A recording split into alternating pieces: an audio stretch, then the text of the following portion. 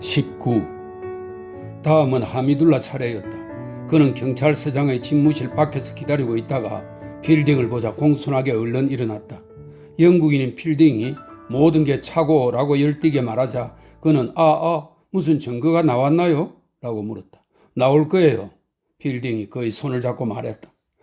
그래요 필딩씨. 하지만 일단 인도인이 체포되면 어디까지 갈지 우린 알 수가 없습니다. 그는 공손한 태도로 말을 이었다. 이렇게 공개적으로 저에게 인사를 건네주셔서 감사합니다. 하지만 필딩씨, 확실한 증거 말고는 치안 판사를 설득할 수가 없습니다. 제 명함이 들어갔을 때 혹 맥브라이드 씨가 무슨 말을 하던가요? 제가 공연히 면회 신청을 해서 그의 심기를 건드려 제 친구에 대해 나쁜 편견을 품게 만든 건 아닐까요? 만일 그렇다면 기꺼이 면회 신청을 취소하겠습니다. 그는 화를 내지 않았어요. 설령 그가 화가 났다고 해도 그게 무슨 상관이죠? 당신이야 그런 식으로 말할 수 있겠지만 우린 이 땅에서 살아야 할 사람들이니까요. 품격과 케임브리지 졸업장을 겸비한 찬드라 푸르의 선도적인 변호사가 몹시 동요하고 있었다. 그 역시 아지즈를 사랑했고 아지즈가 무고하다는 걸 알았지만 그의 신념은 그의 마음을 다스리지 못했고 영국인 필딩을 슬프게 하는 태도로 방책이니 정건이 떠들어댔다. 필딩 역시 끄림칙한 것들이 있었지만 설명입니다. 쌍학령과 안내인에 대한 어긋나는 주장이 마음에 걸렸다. 끄림칙한 것들이 있었지만 그는 그것들을 마음 한 기퉁이에 몰아넣고 가운데로 기어들지 못하게 했다. 아지즈는 무고하며 그런 전제에서 모든 행동이 취해져야 하고 그가 유죄라고 여기는 사람들은 잘못 생각하는 것이며 그들과 화해하려고 애써봐야 소용없는 짓이었다. 그러나 필딩은 인도인들과 운명을 같이 하려는 순간에 그들과 자신 사이의 더 높은 장벽을 실감했다. 인도인들은 늘 실망스러운 행동을 했다. 아지즈는 경찰에게서 도망치려 했었고 무하메드 라티프는 좀도둑질을 저지하지 않았다. 그리고 하미둘라까지도 펄펄 뛰며 분해하기는커녕 우물쭈물하고 있었다. 인도인들은 겁쟁이인가? 그건 아니지만 그들은 시동이 늦게 걸리고 가끔 움찔 멈춰서기까지 한다. 도처에 공포가 만연하고 영국의 집에는 그 공포에 의존하며 필딩 자신도 은근히 즐기고 있는 존경과 예의도 사실은 영국인의 비율을 맞추기 위한 무의식적인 행동이다. 필딩은 하미둘라에게 모든 일이 잘 될 것이니 기운을 내라고 말했고 하미둘라는 다시 예전처럼 호전적이고 현명해졌다. 아까 맥브라이드가 했던 한 사람이 대열을 이탈하면 빈틈이 생긴다는 말이 예정된 셈이었다. 무엇보다도 보석 문제가 오후에 보석 신청을 해야 했다. 필딩은 보증인이 되겠다고 자청했다. 하미둘라는 나와브 바두르를 통해야 한다고 생각했다. 왜 그 사람을 끌어들이는 거죠? 사실 모든 사람들을 끌어들이는 것이 하미둘라의 목표였다. 그는 힌두 교인에게 변호를 맡겨야 더 폭넓은 지지를 얻을 수 있다고 말했다. 그러면서 지역적인 상황의 제약을 받지 않을 타지방 변호사 한두 사람을 거명하더니 직업적으로나 인격적으로나 명성이 자자하며 반영 성향이 강하기로 악명 높은 캘커타 변호사 암리트라오가 좋겠다고 했다. 필딩은 그러면 극단으로 향해 치닫는 것으로 보인다며 반기를 들었다. 아지즈의 결백은 밝혀져야 하지만 인종적인 정오는 최소화해야 한다는 것이 그의 입장이었다. 암리트라오는 클럽에서 혐오의 대상이었다. 그를 변호인으로 내세우면 영국인들은 정치적인 도전을 받아들일 터였다. 아니에요. 전력으로 부딪혀야 합니다. 저는 방금 더러운 경찰이 제 친구의 개인 서류들을 안고 들어가는 걸 보고 속으로 이렇게 말했습니다. 이 일을 해결할 사람은 암리트라오야. 잠시 우울한 침묵이 흘렀다. 사원의 종이 계속해서 요란하게 울렸다. 이 지루하고 불운한 날은 아직 오후에도 이러지 못하고 있었다. 한편 통치기구는 작동을 계속하여 경찰서장이 치안 판사에게 보내는 공식적인 체포 보고서를 전달할 사자가 말을 타고 출발했다. 일을 복잡하게 만들지 말고 돌아가는 상황을 지켜보도록 합시다. 우린 이기게 되어 있어요. 그녀는 자신의 주장을 입증할 수 없을 테니까. 말을 탄 사자가 먼지 속으로 사라지는 것을 지켜보며 필딩이 말했다. 그 말에 위안을 얻은 하미둘라는 진심을 담아 말했다. 위기 상황에서 영국인들은 무적의 존재들이죠. 그럼 안녕히 계세요. 나의 친애하는 하미둘라. 우리 이제 C자는 빼기로 합시다. 나의 사랑하는 친구 아지즈를 만나시거든 침착하라고 전해주세요. 난 이제 학교로 돌아가 봐야겠습니다. 내가 필요하면 전화하세요. 그렇지 않다면 전화하지 마시고요. 난 무척 바쁠 때니까요. 안녕히 가세요. 나의 친애하는 필딩. 정말로 동포를 등지고 우리의 편을 들어주시는 겁니까? 예, 그렇고 말고요. 그는 편을 든다는 것이 마음에 들지 않았다. 그의 목표는 인도에서 어떤 꼬리표도 달지 않고 조용히 사는 것이었다.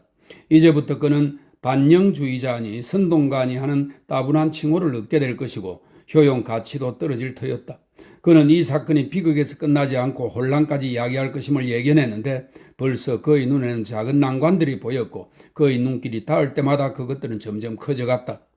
자유 속에서 태어난 그는 혼란을 두려워하지 않았지만 그것의 존재를 분명히 인식할 수는 있었다. 이날 오전은 고드볼 교수와의 괴상하고 모호한 대화로 끝을 맺었다. 끝날 줄 모르는 르셀 독사 사건이, 이 르셀 독사 사건은 인도에서 가장 흔하고 위험한 독사로 황갈색을 띠고 있다고 하네요. 르셀 독사 사건이 다시 도마에 올랐다. 몇 주 전에 한 인기 없는 파시 교수가 자신의 강의실에서 돌아다니는 르셀 독사를 보았다. 그 뱀은 스스로 기어들어왔을 수도 있었지만 그렇지 않을 수도 있었고 교수들은 아직까지도 그 문제를 들고 학장을 찾아와 자신의 주장을 펼치며 그의 시간을 빼앗고 있었다. 워낙 맹독성 뱀이라 학장이 도중에 말을 막지 않는다는 걸 알고 있었기 때문이다. 그래야 필딩은 다른 문제들로 머리가 터질 듯하고 퀘스티디 양에게 호소의 편지를 보낼 것인지 말 것인지 갈등하는 중에도 근거가 부족하고 이렇다 할 결론도 없이 겉돌기만 하는 의견을 듣고 있어야 했다. 주장을 마친 고드볼 교수가 그건 그렇고로 새로운 이야기를 시작했다. 그건 그렇고 결국 마라바르 산에 가셨다는 소식을 듣고 얼마나 기뻤는지 모릅니다. 제가 시간 약속을 지키지 못하는 바람에 못 가시게 될 줄 알았는데 대륙량의 차를 타고 더 편안하게 가셨다고요? 즐거운 여행이 되셨기를 바랍니다. 아직 소식을 못 들으신 모양이군요. 아, 들었습니다. 아니, 아지즈가 끔찍한 사건에 연루됐어요. 아, 예, 학교에 소문이 파다합니다. 그런 사건이 일어난 여행을 즐거웠다고 말할 수는 없겠지요? 필딩이 경악의 눈초리로 쳐다보며 말했다. 저야 모르지요. 그 자리에 없었으니까. 필딩은 다시 그를 쳐다보았지만 세상의 어떤 눈도 고드볼의 속마음을 꿰뚫어 볼 수 없었기에 그것은 부질없는 짓이었다. 하지만 그 브라만에게도 엄연히 이성과 감정이 존재했고 그의 모든 친구들이 이유도 모른 채 그를 신뢰했다. 나 몹시 가슴이 아픕니다. 이곳에 들어서면서 바로 눈치챘습니다. 학장님의 시간을 빼앗아서는 안 되겠지만 개인적인 일로 도움을 좀 청할까 해서요. 아시다시피 전 곧 이 학교를 떠납니다. 예, 섭섭한 일이에요. 제 고향인 중부 인도로 돌아가서 그곳의 교육을 맡을 생각입니다. 정통 영국계 고등학교를 세우고 싶은데 최대한 공립대학과 비슷하게 운영하려고 합니다. 그래요? 필딩은 관심을 보이려고 애쓰면서 한숨 지었다. 현재 마우에는 인도어로 가르치는 교육기관밖에 없지요. 그곳에 대대적인 변화를 일으키는 것이 제 의무라고 생각됩니다. 국왕교회 수도에 적어도 하나의 고등학교를 그리고 가능하다면 지방마다 하나씩을 인가하도록 충원할 작정입니다. 필딩은 인도인들은 가끔 정말로 참을 수 없는 존재들이라고 생각하며 고개를 푹 꺾었다. 제가 학장님께 여쭙고자 하는 것은 그 학교의 이름 문제입니다. 이름요? 학교 이름요? 필딩은 아까 대합실에서 그랬듯이 갑자기 토할 것 같은 기분을 느끼며 되물었다. 예, 이름요. 사람들에게 불리기 적합한 명칭 말이에요. 사실 학교 이름은 떠오르는 게 없네요. 우리의 가엾은 아지즈 외에는 아무것도 생각할 수가 없어요. 지금 그가 감옥에 있는 걸 아세요? 그럼요. 아니, 지금 당장 답을 달라는 건 아닙니다. 한가하실 때 생각해 보시고 두세 가지 이름을 청구해 주십사 하는 거죠. 제가 생각한 이름은 미스터 필딩 고등학교인데 그게 여의치 않으면 조지 5세 고등학교도 좋고요. 고드볼. 노 교수는 음흉하면서도 매력적인 표정으로 두 손을 모으고 있었다. 아지즈는 무죄일까요? 유죄일까요? 그거야 법정에서 가려질 문제지요. 증거에 의한 엄정한 판결이 내려지리라고 믿어 의심치 않습니다. 그건 그렇지만 당신의 개인적인 의견을 듣고 싶어요. 아지즈는 우리 두 사람이 다 좋아하고 세상 사람들의 존경을 받고 있는 인물이며 자신의 일을 하며 조용히 살아왔지요. 그럼 어떻게 생각해야 할까요? 누가 그런 짓을 했을까요? 안 했을까요? 그건 아까 하셨던 질문과는 다른 것이며 더 어려운 것이기도 하지요. 우리 인도인의 철학에서 본다면 어렵다는 겁니다. 닥터 아지즈는 나무랄 데 없는 훌륭한 젊은이고 저도 그를 매우 존경합니다만 한 개인으로서 그가 선행이나 악행을 할 수 있는지의 여부를 판단하는 것은 우리에겐 어려운 문제지요. 그는 전혀 감정을 담지 않고 간결하고 유창하게 말했다. 그럼 쉽고 분명하게 묻지요. 그가 죄를 저질렀을까요? 안 저질렀을까요? 나는 그가 죄를 짓지 않았다는 걸 알며 그것에서 출발합니다. 2, 3일 내로 진실을 밝혀낼 작정이에요. 난 그들과 함께 갔던 안내인이 의심스러워요. 하미둘라는 퀘스티드 양이 아기를 품고 일을 꾸몄다고 생각하지만 난 그럴 가능성은 없다고 봐요. 그녀는 끔찍한 일을 겪은 게 분명해요. 그런데 당신 말은 세상에 선과 악은 같은 것이기 때문에 그렇다는 거군요. 아니에요. 그런 뜻으로 한 말은 아닙니다. 우리의 철학이 그렇다는 거죠. 세상 모든 일들이 따로 떨어져서 일어나는 것이 아닙니다. 선행이 이루어진다면 모든 이들이 선행을 한 것이며 악행이 저질러진다면 그것 또한 모든 이들이 저지른 것이지요. 이 사건을 예로 들어서 알기 쉽게 설명해 드리죠. 마라바르 산에서 고귀하신 영국인 숙녀를 상대로 악행이 저질러졌으며 그 결과 그 숙녀께서는 몹시 편찮으시다고 알고 있습니다. 이 사건에 대한 저의 대답은 닥터 아지즈가 한 짓이라는 겁니다. 그는 거기까지 말하고 훌쭉한 뺨을 빨아들였다. 안내인의 짓이기도 하고요. 그는 다시 말을 멈추었다. 당신의 짓이기도 하지요. 이제 그는 대담하면서도 수줍은 태도를 보였다. 제가 한 짓이기도 합니다. 그는 음흉하게 자신의 소매자락을 내려다보았다. 제 학생들의 짓이기도 하고요. 그 숙녀분 자신의 행동이기도 하지요. 악행이 저질러지는 것은 우주 전체의 발현이며 선행의 경우에도 마찬가지입니다. 고통의 경우에도 마찬가지고 다른 것들도 모두 그렇지요. 결국 이것이 그것이고 그것이 저것이지요. 확실한 근거를 원했던 필딩이 화가 나서 투덜거렸다. 실례지만 학장님은 또 토론의 방향을 바꾸시는군요. 우리는 선과 악에 대해 얘기하고 있었습니다. 고통은 단지 개인의 문제일 뿐이지요. 한 젊은 여자가 일사병에 걸렸다고 해도 우주에는 중요한 일이 아니지요. 전혀요. 눈꽃만큼도요. 그것은 분리된 문제로 그녀 자신에게만 국한되어 있지요. 만일 그녀가 머리가 아프지 않다고 생각하면 그녀는 병이 나지 않은 것이고 그것으로 끝이지요. 하지만 선과 악의 문제는 전혀 다릅니다. 그것들은 우리의 생각에 달려있는 것이 아니라 그것들 자체이며 우리들은 저마다 선과 악에 기여해 왔지요. 당신은 선과 악은 같은 것이라고 설명하고 있군요. 죄송하지만 그렇지는 않습니다. 선과 악은 그 이름들에서 알 수 있듯이 다른 것이죠. 다만 저의 미천한 생각으로는 그 두 가지가 다 신을 나타낸다는 것입니다. 신께서는 그 하나에는 존재하고 나머지 하나에는 부재하며 존재와 부재의 차이는 저희 부족한 머리로도 알 수 있을 정도로 커다란 것이죠. 그러나 부재는 존재를 함축하고 부재가 곧 비존재는 아니므로 우리는 오소스 하고 반복하는 것이죠. 그러고는 자신의 말이 지니고 있을 수 있는 아름다움을 지워버리기라도 하려는 듯 곧바로 덧붙였다. 마라바르의 명소들을 둘러볼 시간은 있으셨는지요? 필딩은 명상을 통해 머리를 식히려고 했으며 침묵을 지켰다. 야영지 옆에 있는 저수지도 못 보셨나요? 고도볼이 끈질기게 물고 늘어졌다. 예, 봤어요. 필딩은 한꺼번에 대여섯 가지 생각을 하면서 건성으로 대답했다. 잘 하셨어요. 그럼 단금 저수지를 본 것이니까요? 그러면서 고도볼은 2주일 전의 차 마시는 자리에서였더라면 호응을 얻었을 전설 하나를 들려주었다. 내용인즉 옛날에 어느 힌두 왕이 누이의 아들을 단금으로 살해했는데 그 단금이 손에 붙어서 떨어지지 않았다고 한다. 그렇게 몇 년이 흐른 뒤 그는 마라바르 산을 찾게 되었는데 목이 말라 물을 마시려고 하다가 목말라는 암소를 보고 암소에게 먼저 물을 주게 했고 그러자 손에 붙은 단금이 떨어졌으며 이 기적을 기념하기 위해 저수지를 만들도록 명령했다는 것이다. 고도볼 교수의 이야기는 이렇게 암소로 절정을 장식하는 경우가 많았다. 필딩은 침울하게 침묵을 지키며 듣고 있었다. 오후에 그는 아지즈를 면회하게 되었지만 비탄에 빠진 아지즈는 접근하기 어려운 상태였다. 필딩이 알아들을 수 있는 말이라곤 당신은 나를 버렸어요 뿐이었다. 필딩은 퀘스티브 양에게 편지를 쓰기 위해 그곳을 나왔다. 10중 8구 맥브라이드 부부는 퀘스티브 양에게 편지를 전해주지 않을 것이고 설령 전한다고 해도 아무 소용이 없을 것이다. 퀘스티드 양의 댐댐이의 생각이 미치자 필딩은 우뚝 걸음을 멈추었다.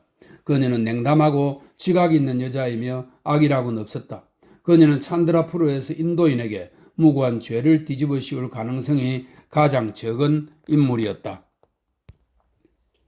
20. 퀘스티드 양은 비록 영국인들 사이에서 인기를 얻지 못했지만 그들이 지닌 고운 성품을 모두 이끌어냈다. 몇 시간 동안 숭고한 감정이 분출했고 남자들보다는 여자들이 비록 그리 오랫동안은 아니었지만 그런 감정을 더 강하게 느꼈다. 켈린드 부인과 레슬리 부인은 병문안을 위해 폭염을 뚫고 달려가면서 우리의 자매를 위해 우리가 할 수 있는 일은 무엇인가에만 골몰했다.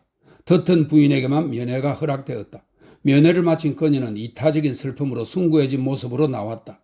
그녀는 아델라는 나의 사랑스러운 딸과 같다고 말한 뒤 전에 자신이 그녀를 예의 없다고 흉보며 히슬롭의 짝으로 맞지 않다고 했던 기억을 떠올리고 눈물을 흘렸다.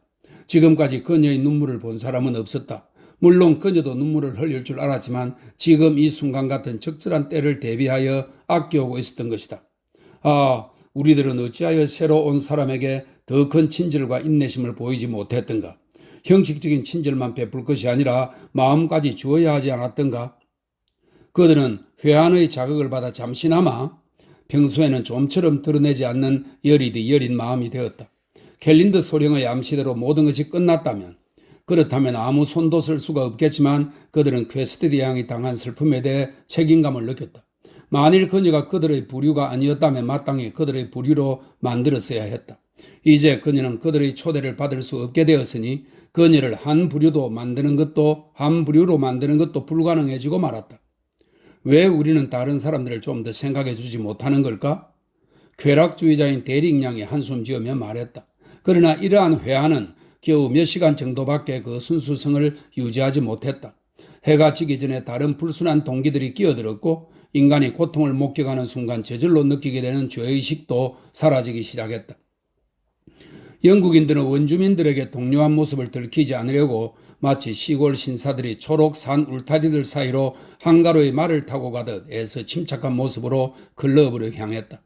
그들은 평소처럼 술잔을 나눴지만 맛이 다르게 느껴졌고 울타리의 선인장 가시들이 하늘의 자줏빛 목을 찌르고 있는 모습을 바라보며 자신들이 이해하는 풍경으로부터 멀리 떨어져 있음을 깨달았다. 클럽은 평소보다 북적거렸고 몇몇 부모는 리크나우의 총독 대리 공간처럼 꾸며진 어른 전용방에 아이들을 데리고 들어왔다. 머리는 나쁘지만 가장 눈부신 미모를 자랑하는 한 젊은 어머니는 남편이 지방에 나가 있어서 흑인들이 쳐들어올까봐 집에 못 돌아가겠다며 아기를 안고 흡연실 의자에 앉아 있었다.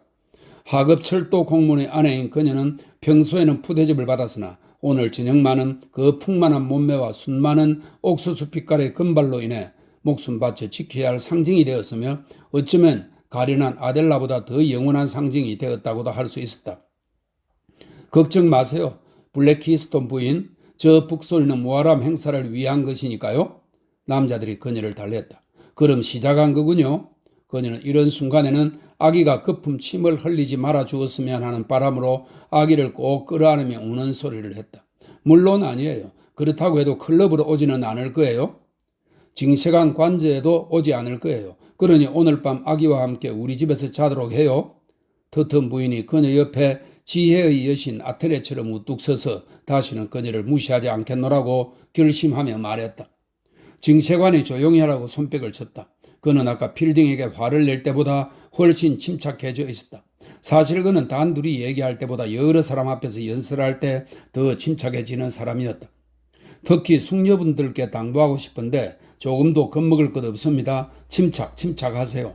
되도록 외출을 삼가해 주시고 시내에는 가지 마시고 하인들 앞에서 말을 조심하세요. 이상입니다. 해리, 시내에서 들어온 소식은 없어요? 남편과 좀 거리를 두고 서 있던 그의 아내가 공공의 안전을 염려하는 태도로 물었다. 나머지 사람들은 위험 있는 담화가 진행되는 동안 침묵을 지켰다. 모든 게 지극히 정상적이에요. 저도 그럴 줄 알았어요. 저 북소리는 무아람 행사를 위한 것일 뿐이죠. 지금은 준비 중이고 행렬은 다음 주 중에나 있을걸요. 그렇고 말고요. 월요일은 떼어야죠. 맥브라이드 씨가 성자로 변장하고 그곳에 가 있어요. 켈린드 부인이 나서서 말했다. 바로 그런 말을 하면 안 된다는 겁니다. 터턴이 그녀를 가리키며 말했다. 켈린드 부인, 상황이니만큼 주의해 주세요. 켈린드 부인은 기분이 상하기는커녕 그의 엄격함에 마음이 놓였다.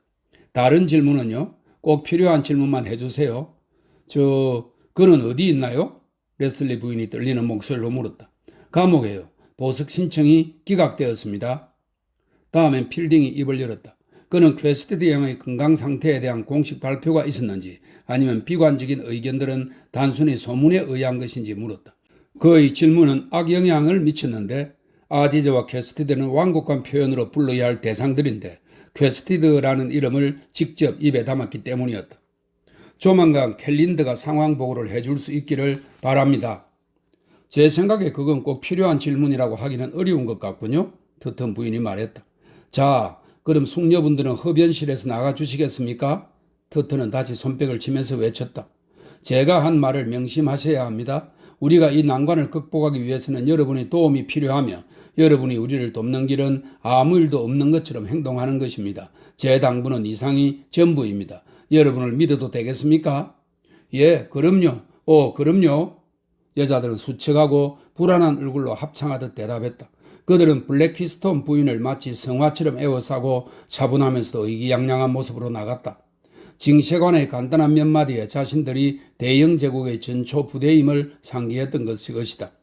그들의 가슴에서는 아델라에 대한 동정적인 애정에 덧붙여 또 하나의 감정이 일었는데 그것은 결국 아델라에 대한 애정을 억누를 트였다. 그것의 첫 조짐은 평범하고 미미했다. 터튼 부인은 브릿지 놀이를 하면서 요란한 목소리로 심한 농담들을 해댔고 레슬리 부인은 틀목도리를 짜기 시작했다. 여자들이 나가자 징세관은 격식에 얽매이지 않고 좌중을 제압할 수 있도록 테이블 가장자리에 걸터앉았다. 그의 가슴에는 서로 모순되는 충동들이 소용돌이 쳤다. 그는 퀘스티드 양의 복수를 해주고 필딩에게 벌을 주고 싶으면서도 철저히 공정하고 싶었다. 눈에 띄는 원주민들을 모조리 잡아다 매질을 하고 싶으면서도 폭동이나 군의 개입으로 이어질 수 있는 일은 피하고 싶었다. 그는 군대를 부르는 것에 대해 생생한 두려움을 느끼고 있었는데 군대란 한 가지 문제를 해결하는 대신 여남은 가지 문제를 일으키며 민간 정부의 굴욕 주기를 즐긴다고 알고 있기 때문이었다. 마침 그 자리에도 군인이 하나 있었는데 구르카 연대 소속의 중위로 술이 좀 취한 상태였으며 자신이 그곳에 와 있는 것을 신의 뜻으로 여기고 있었다. 징세관은 한숨을 쉬었다. 이 문제 역시 협상과 중용이라는 넓고 따분한 방식으로밖에 해결될 수 없을 듯했다. 그는 영국인이 뒤탈을 걱정하지 않고 명예를 지킬 수 있었던 지난 호시절이 그리웠다. 가엾은 히슬롭은 보석 신청을 기각하는 것으로 명예의 길을 택했지만 징세관으로서는 그것을 현명한 처사로 볼 수가 없었다. 나와브 바하두르를 비롯한 인도인들의 분노를 사게 될 것일 뿐더러 인도 정부가 지켜보고 있고 그 뒤에는 괴짜들과 급쟁이들로 이루어진 영국 의회의 지방위원회가 버티고 있기 때문이었다. 그는 법의 관점에서 보면 아지즈는 아직 유죄가 아니라는 사실을 자신에게 부단히 일깨워야 했고 그러다 보니 지친 기분이 들었다. 책임이 덜 무거운 다른 사람들은 자연스럽게 행동할 수 있었고 그들은 여자들과 아이들에 대해 이야기하기 시작했고 여자들과 아이들이란 말이 몇 차례 입에 오르내리자 이성을 잃었다. 저마다 자신이 제 세상에서 제일 사랑하는 대상이 위험에 처했다고 느끼며 복수를 요구했고 불쾌하지만은 나는 흥분에 찬 그들의 가슴에 냉담하고 잘 알지도 못하는 퀘스티드 양 대신 사생활 속에서 가장 달콤하고 따뜻한 것이 자리했다. 그들은 이건 여자들과 아이들이 걸린 문제라는 말을 되풀이했고 징세관은 그들이 자기 도취에 빠지지 못하도록 막아야 한다는 걸 알면서도 차마 그럴 용기가 나지 않았다. 그들은 처자를 책임져야 할 의무가 있기 때문이었다. 대부분의 여자들과 아이들이 며칠 내에 고원 휴양지로 떠날 예정이었으므로 특별 기차편으로 그들을 즉시 보내야 한다는 의견이 나왔다. 그러자 중위가 외쳤다. 그리고 기분 좋은 제안 하나를 하자면 조만간 군대를 불러야 한다는 겁니다. 그에게는 특별열차와 군대가 불가분의 관계였던 것이다. 바라바스 산이 군의 통제하에 있었다면 이건 바라바를 잘못 알고 얘기한 것이라는 설명이 있습니다. 바라바스 산이 군의 통제하에 있었다면 이런 사건은 발생하지 않았을 것입니다. 동굴 입구에 구르카 병사들을 배치하면 되었을 테니까요. 블랙키스톤 부인도 영국 군인들이 좀 와 주었으면 하더군요. 누군가가 말했다. 영국군은 필요 없어요. 중위가 충성심이 발동하여 외쳤다. 이 나라에서는 원주민 병사들이면 됩니다. 호전적인 원주민이라면 구르카족도, 라즈푸트족도, 자트족도, 펀잡족도, 시크족도, 마라타족도, 버힐족도, 아프리디족도, 파탄족도 좋습니다. 사실 시장통의 쓰레기들도 상관없지요. 통솔만 제대로 하면 됩니다. 제가 그들을 어디든 이끌고 가서 징세관은 그를 향해 기분 좋게 고개를 끄덕여준 다음 자신의 휘하에 있는 사람들에게 말했다. 무기를 소지하고 다니지 마세요. 비상사태가 발생하기 전까지는 평소와 다름없이 행동해야 합니다. 부녀자들을 고원 휴양지로 보내되 조용하게 처리하고 제발 부탁이니 특별열차 얘기는 더 이상 꺼내지 마세요. 개인적인 생각이나 느낌은 접으세요. 나도 감정은 있습니다. 현재로서는 한 인도인이 범죄를 기도한 혐의를 받고 있는 것일 뿐입니다. 그가 손톱으로 자신의 이마를 쇠게 튀기자 사람들은 그가 자신들처럼 이 일을 절실하게 받아들이고 있음을 깨달았고 그에게 애정을 느꼈으며 그의 어려움을 가중시키지 않겠노라고 결심했다. 새로운 사실들이 밝혀질 때까지는 그것에 입각하여 행동하세요. 그리고 인도인은 모두 천사라고 여기세요. 그러자 모두 웅얼웅얼 맞장구를 쳤다. 옳은 말씀입니다. 그래야지요. 천사라고 생각해야죠. 바로 그거예요. 중위는 이렇게 말했다. 제 말이 바로 그 말입니다. 원주민도 혼자 있으면 괜찮지요. 레슬리. 지난달에 내가 이곳 광장에서 원주민과 공을 쳤다는 얘기 들었지요? 그 사람 같은 경우도 괜찮았어요. 원주민이라도 폴로를 할 줄 아는 사람은 괜찮아요. 우리가 진압해야 할 대상은 교육받은 계층이지요. 이것만은 자신 있게 말할 수 있습니다. 흡연실 문이 열리고 여자들의 떠들썩한 말소리가 들려왔다. 터턴 부인이 그녀의 병세가 호전되었답니다 라고 외쳤고 남자 쪽과 여자 쪽 모두 기쁨과 안도의 한숨을 쉬었다. 희소식을 들고 온 의무관이 안으로 들어왔다. 귀찮아하는 기색이 역력한 그의 창백한 얼굴은 까다로운 인상을 풍겼다. 좌중을 둘러보던 그는 긴 의자에 웅크리고 앉아있는 필딩을 발견하고 하고 헛기침을 했다. 모두들 자세한 얘기를 해달라고 졸라댔다. 이 나라에서는 열이 남아있는 한 위기를 넘겼다고 할 수가 없지요. 그의 대답이었다. 그는 환자가 회복된 것에 화가 난 것처럼 보였고 그의 댐댐이를 아는 사람들은 그런 사실에 굳이 놀라지도 않았다. 캘린더 이리 앉아서 다 얘기해 보세요. 그건 시간이 좀 걸립니다. 노부인은 어떤가요? 열이 있습니다. 제 아내 말로는 쇠약해지셨다고 하던데요. 그럴지도 모르죠. 난 아무것도 보장할 수 없어요. 레슬리, 난 질문 공세에 시달리고 싶지 않아요. 죄송합니다. 히슬로업이 뒤따라오고 있어요. 히슬로업이라는 이름을 듣자 모두들 아름다운 표정이 되었다. 퀘스티드 양은 피해자에 불과했지만 히슬롭은 순교자라 할 수 있었다. 히슬롭은 그들이 몸바쳐 일해온 나라가 그들에게 가하고자 했던 해악을 고스란히 당한 영국인의 십자가를 지은 인물이었다. 그들은 그 대가로 그에게 아무것도 해줄 수가 없어서 애가 달았고 멍청하게 앉아서 법의 진행 과정을 지켜보고만 있는 것이 너무도 비겁하게 느껴졌다. 내 소중한 부하에게 휴가를 주지 말았어야 했는데 내 책임이라는 걸 깨닫자 차라리 내 혀를 잘라내는 편이 나았을 거라는 생각이 들었어요. 처음엔 거절했다가 압력에 굴복하고 말았어요. 내가 그랬단 말이에요. 여러분, 내가 그랬어요. 캘린더의 호소였다. 필딩은 입에 물었던 파이프를 빼서 그것을 골똘히 보고 있었다. 캘린더는 필딩이 두려워하고 있다고 생각하고 말을 이었다. 영국인 한 사람이 동행한다는 말을 듣고 마지못해 허락한 거죠. 캘린더 소령, 당신 탓이라고 여기는 사람은 아무도 없어요. 징세관이 내려다보며 말했다. 그 여행이 충분히 안전하지 못하다는 것을 간파하고 막지 못했다는 점에서 우리 모두에게 책임이 있죠. 사실 나도 그 여행에 대해 알고 있었어요. 아침에 우리 차로 두 숙녀를 역까지 태워다 주었지요. 그런 의미에서 우리 모두 연루되었다고 볼 수 있지만 당신이 개인적으로 비난받아야 할 일은 전혀 없어요. 저는 그렇게 생각되지가 않습니다. 그럴 수만 있다면 좋겠는데 책임감이란 워낙 무서운 것이니까요. 저는 책임을 회피하는 자는 용납할 수가 없습니다. 캘린더는 그러면서 필딩을 쳐다보았다. 필딩이 동행하려다가 기차를 놓친 사실을 아는 영국인들은 원주민들과 어울리다 보면 늘 그렇게 체면을 깎이게 된다는 생각으로 그를 딱하게 여겼다. 그들보다 더 많은 것을 알고 있는 징세관은 입을 다물고 있었는데 관료 기질 때문에 아직도 필딩을 영국인 편에 세우고 싶은 미련을 버리지 못하고 있기 때문이었다. 화제는 다시 여자들과 아이들로 넘어갔고 캘린더 소령은 그 틈을 타서 중위를 붙들고 필딩을 괴롭히도록 충동질했다. 중위는 실제보다 더 취한 척하며 다소 공격적인 말들을 했다. 퀘스티드 양의 하인에 대한 얘기 들었어요? 소령이 물었다. 아니요. 무슨 얘기요? 히슬롭이 어젯밤에 퀘스티드 양의 하인에게 그녀에게서 잠시도 눈을 떼서는 안 된다고 단단히 일렀다는군요.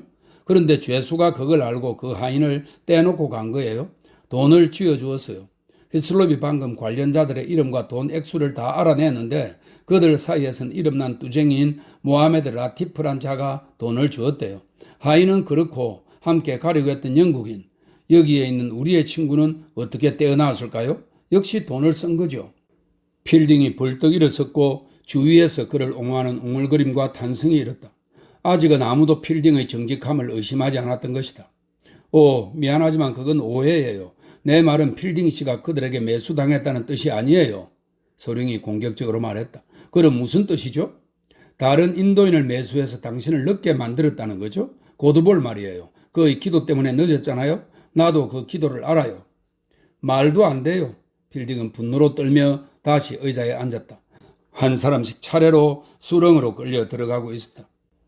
공격의 화살을 날린 소령은 다음 화살을 준비했다. 히슬롭은 그의 어머니를 통해서도 알아낸 사실이 있어요. 아지즈는 돈으로 산 원주민들을 동굴 안에 몰아넣어 노부인을 질식하게 만들었지요. 그녀는 죽을 고비를 넘기고 간신히 빠져나왔고요. 치밀한 계획 아닙니까? 굉장하죠. 그래서 그는 퀘스트디안과 다른 동굴들로 갈 수 있었던 겁니다. 아까 그 모하메드 라티프란 자가 데려온 안내인을 동반하고 말이에요. 현재 안내인은 어디론가 사라졌답니다. 멋져요. 거기까지 말해놓고 그는 고함을 내질렀다. 이렇게 앉아만 있을 때가 아니에요. 행동을 취해야 해요. 군대를 불러서 시장통을 썰어버립시다. 평소에는 소령이 흥분해서 길길이 뛰어도 모두들 대수롭지 않게 여겼지만 이번만큼은 불안감에 젖었다. 범죄가 그들이 생각했던 것보다 심각했던 것이다. 그것은 인도 폭동이 일어났던 1857년 이후 다다른 적이 없었던 지독한 냉소주의의 극한을 의미했다. 필딩은 가련한 고드볼 교수가 억울한 누명을 쓴 것에 대한 분노를 잊고 골똘히 생각에 잠겼다. 악이 독립된 실체를 지니기라도 한 것처럼 사람들의 말이나 행동과 다르게 사방으로 퍼지고 있었다. 아지즈와 하미둘라가 왜 그대로 굴복하려고 했는지 이제야 이해할 수 있을 것 같았다. 그의 적인 캘린드가 그가 곤란에 처한 것을 보고 과감하게 말했다. 클럽 안에서 한 말이 외부로 새어나가는 일은 없겠지요? 그러면서 그는 레슬리에게 눈을 찡긋했다. 왜 새어나갑니까? 레슬리가 물었다. 아니에요. 여기 참석한 회원 중에서 아까 오후에 죄수를 면회하는 이가 있다는 소문을 들었어요. 적어도 이 나라에선 양다리를 걸치는 것이 불가능하거든요. 여기 참석한 회원 중에 그런 사람이 있다는 겁니까? 필딩은 이번에는 캘린드가 던진 미끼를 물지 않기로 결심했다. 그에게도 할 말이 있었지만 스스로 적절하다고 여겨지는 때에 입을 열기로 했다. 징세관이 거들어주지 않는 바람에 캘린드의 공격은 무위로 끝나고 말았다. 잠시 사람들의 관심이 다른 곳으로 옮겨졌다. 그리고 다시 여자들의 시끌벅적 떠드는 소리가 쏟아져 들어왔다. 로니가 문을 연 것이다. 그는 지치고 비참한 모습이었고 평소보다 온화해 보였다. 원래 늘 상관들에게 경의를 표해온 그였지만 지금 그가 보이는 경의는 진심에서 우러난 것이었다. 그는 모욕을 당한 자신을 보호해달라고 호소하는 듯 했고 모두들 본능적인 경의의 표시로 자리에서 일어섰다. 동양에서 이루어지는 모든 행동은 형식주의에 물들어 있기에 그것은 히슬롭에게 경의를 표하는 동시에 아지즈와 인도를 책망하는 의미를 지녔다. 빌딩은 그런 사실을 깨닫고 그대로 앉아 있었다. 그것은 무례하고 비신사적이며 어찌 보면 불합리한 행동일 수도 있었지만 그는 자신이 너무 오래 소극적인 태도를 취해왔다는 느낌만 들었고 저항하지 않으면 잘못된 풍조에 휩쓸릴 것만 같았다. 그를 보지 못한 로니가 쉰 목소리로 말했다. 제발 부탁이니 모두 앉아주세요. 저는 그저 어떤 결정이 내려졌는지 듣고 싶을 뿐입니다. 히슬롭, 난 무력의 사용에는 반대한다는 말을 하고 있었네. 자네도 나와 같은 생각인지는 모르겠네만 그것이 내 입장일세. 판결이 내려지면 문제가 달라질 테지만 징세관이 미안해하는 태도로 말했다. 징세관님께서 제일 잘 아시겠죠. 저는 경험이 없어서 뭐라고 말씀드릴 수가 없습니다. 모친께서는 좀 어떠신가? 나아지셨습니다. 모두들 앉아주세요. 아예 일어서지 않는 사람도 있군요. 젊은 군인이 끼어들었다. 소령이 퀘스트디앙에 관한 깊은 소식을 들고 왔다네. 더틀이 말했다. 그래요. 만족할 만한 상태예요. 소령님, 아까는 상태가 나쁘다고 하시지 않았습니까? 그래서 보석 신청을 기각시킨 건데요. 히슬롭이 따지자 캘린드는 친근한 태도로 웃으며 말했다.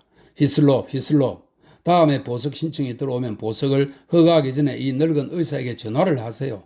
이 늙은이가 믿음직스럽게 보이고 자신만만하게 얘기한다고 해도 내 의견을 지나치게 심각하게 받아들이지 마세요. 난 흩은 소리나 찌끄려대는 멍청이니까. 하지만 그자를 감옥에 가둬두는데 작은아마 보탬이 될 수는 있겠고. 그는 짐짓 정중한 태도로 말을 끊었다. 오, 그런데 그자의 친구 하나가 이곳에 있네요. 일어나 이 자식. 중위가 외쳤다. 필딩 씨, 무슨 이유로 일어나지 않는 거죠? 마침내 징세관이 싸움에 가담하면서 물었다. 그것은 필딩이 기다렸던 공격이었고 그는 답변해야만 했다. 제가 한 말씀 드려도 되겠습니까? 물론이요. 노련하고 자제력이 강하며 뜨거운 애국심이나 젊음의 열정으로부터 자유로운 그는 자신에게는 비교적 쉬운 일을 했다. 그는 일어나서 말했다. 저는 닥터 아지즈가 무고하다고 믿습니다. 본인이 원한다면 그런 의견을 가질 수도 있겠지만 그렇다고 히슬롭 씨를 모욕할 이유가 있는 건가요? 얘기를 계속해도 되겠습니까? 물론이요. 저는 법의 판결을 기다리고 있습니다. 만일 그가 유죄라면 학장직을 사임하고 인도를 떠나겠습니다. 그리고 지금 클럽에서 탈퇴하겠습니다. 찬성이요. 사람들은 그렇게 외쳤지만 완전히 적대적인 목소리는 아니었는데 자신의 입장을 솔직하게 밝히는 그가 마음에 들었기 때문이다. 당신은 아직 내 질문에 대답하지 않았어. 히슬롭 씨가 들어왔을 때 왜 일어나지 않았던 거죠? 죄송하지만 저는 질문에 대답하기 위해서가 아니라 개인적인 입장을 밝히기 위해 이곳에 온 것이며 제가 이곳에서 할 일은 다 끝났습니다. 당신이 이 지역의 통치를 맡기라도 한 거요? 필딩은 문으로 향했다. 잠깐만요, 필딩 씨. 아직 가지 마세요. 당신이 클럽을 탈퇴한 것은 마땅한 일이지만 클럽을 떠나기 전에 범죄에 대한 혐오감을 표현하고 히슬롭 씨에게 사과하시오. 공식적으로 하시는 말씀입니까? 공식적이 아닌 말은 한 적이 없는 징시관은 격분하여 이성을 읽고 외쳤다. 당장 이 방에서 나가시오. 당신을 만나러 기차역까지 갔던 것이 몹시 후회스럽소. 당신은 당신과 어울리는 자들의 수준으로 떨어졌소. 당신은 너무도 나약한 것이 흠이고. 저도 이 방에서 나가고 싶지만 이 신사분이 가로막는군요. 중위가 길을 막자 필딩이 조용히 말했다. 네, 보내세요. 로니가 거의 울먹이는 목소리로 말했다. 이 사태를 수습할 수 있는 것은 그의 호소뿐이었다. 히슬롭이 원하는 것은 무엇이든 들어주어야 하니까. 문과에서 가벼운 실랑이가 벌어진 후 필딩은 여자들이 카드 놀이를 하고 있는 방으로 자연스러운 걸음보다 약간 빠르게 나갔다. 내가 굴복하거나 화를 냈다면 어떻게 됐을까? 하고 그는 생각했다. 물론 그는 약간 화가 나 있었다. 그는 동료들에게 폭행을 당하거나 나약하다는 소리를 들어본 적이 없었고 히슬롭은 악을 선으로 갚아 그가 죄책감을 느끼도록 만들었다. 그는 논쟁을 벌일 문제들은 따로 있는데 가엾은 히슬롭에게 경의를 표하는 문제를 놓고 시비를 했던 것이 후회되었다. 어쨌거나 그 문제는 그럭저럭 넘어갔고 필딩은 냉정을 되찾기 위해 잠시 위층 베란다로 갔다. 그곳에서 처음 눈에 들어온 것은 마라바르 산이었다. 그 시간에 그 거리에서 바라본 마라바르는 아름다웠다. 그 봉우리들은 꽃들로 덮인 신자들과 영웅들이 사는 몬살바트요. 몬살바트는 스페인의 아름다운 성을 말합니다. 발할라요. 이것은 북서 유럽의 신화에 나오는 아름다운 궁전입니다. 몬살바트요, 발할라요. 대성당의 탑들이었다. 저 안에 어떤 악한이 숨어 있는 것일까? 안내인은 어떤 인물이며 아직도 종적이 묘연한 것일까? 퀘스트 양이 말했다는 메아리의 정체는 무엇일까? 지금은 모르지만 곧 알게 될 사실들이었다. 사실의 힘은 위대하며 결국 승리를 거둔다. 마침 해가 지고 있었고 마라바르 산을 응시하고 있으려니 산이 마치 여왕처럼 우아하게 그에게로 다가오는 듯했다. 마라바르의 매력은 하늘의 매력이 되었다. 마라바르는 어둠 속으로 사라지는 순간 도처에 존재하게 되었고 신의 은총과도 같은 신선선한 밤이 내리고 별들이 반짝이자 온 우주가 하나의 산봉우리가 되었다. 아름답고 절묘한 순간이었지만 그 순간은 고개를 돌려 외면하고 빠른 날갯짓으로 필딩을 스쳐갔다. 그는 아무것도 체험하지 못했으며 마치 다른 사람이 그런 순간에 있었다고 말해주어서 하는 수 없이 믿는 것 같았다. 필딩은 갑자기 의구심과 불만을 느끼며 자신이 인간으로서 진실로 성공적인지 의문에 젖었다. 40평생을 살면서 그는 유럽의 진보적인 가치관에 따라 자신의 인생을 최대한 누리며 살아가는 법을 터득했고 인격을 함양했고 자신의 한계들을 탐색했으며 열정들을 통제해왔다. 현학적으로도 세속적으로도 기울이지 않고 그 모든 것들을 이루어왔다. 그것은 확실한 성취였지만 지금 그는 그동안 다른 무엇인가를 위해서도 노력을 기울여 왔어야 했다는 기분이 들었다. 하지만 그것이 무엇인지는 알지 못했고 앞으로도 알지 못할 것이며 절대로 알 수가 없었기에 그래서 슬픔을 느꼈다.